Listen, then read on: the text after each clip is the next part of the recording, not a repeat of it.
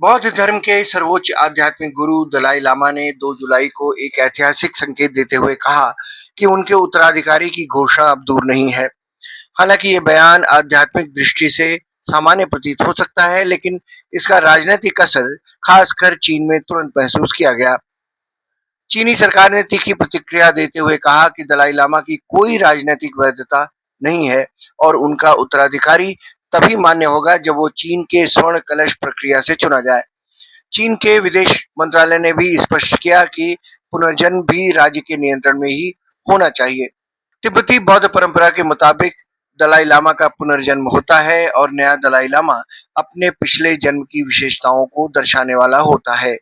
वर्तमान में 14वें दलाई लामा की उम्र 90 वर्ष है और तिब्बत तथा पूरी दुनिया में ये प्रश्न तेजी से उभर रहा है कि अगला दलाई लामा कौन होगा और कहां से आएगा।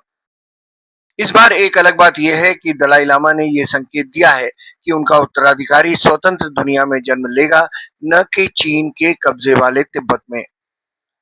दलाई लामा के इस बयान से चीन घबराया हुआ है। चीन के लिए दलाई लामा केवल धार्मिक व्यक्ति नहीं बल्कि एक राजनीतिक चुनौती भी है। यदि अगला दलाई लामा चीन के नियंत्रण से बाहर चुना जाता है, तो ये तिब्बती लोगों में वास्तविक नेतृत्व की भावना को मजबूत करेगा।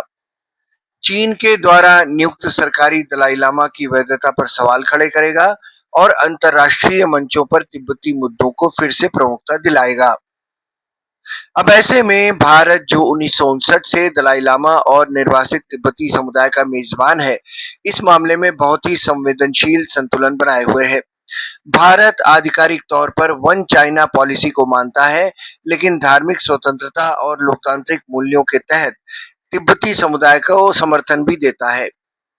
विशेषज्ञ मानते हैं कि अगर दलाई लामा का उत्तराधिकारी भारत में पहचाना जाता है, तो ये भारत चीन संबंधों में एक नया मोड़ ला सकती है, खासकर जब अरुणाचल प्रदेश और लद्दाख जैसे मुद्दे पहले से ही तनाव का कारण बने हुए हैं। सवाल यह है कि अब आगे क्या संभावनाएं हैं। तो ऐसे में 2 दलाई लामा सामने आ सकते हैं, जिसमें से एक निर्वासित सरकार द्वारा मान्यता प्राप्त और दूसरा चीन सरकार द्वारा नियुक्त।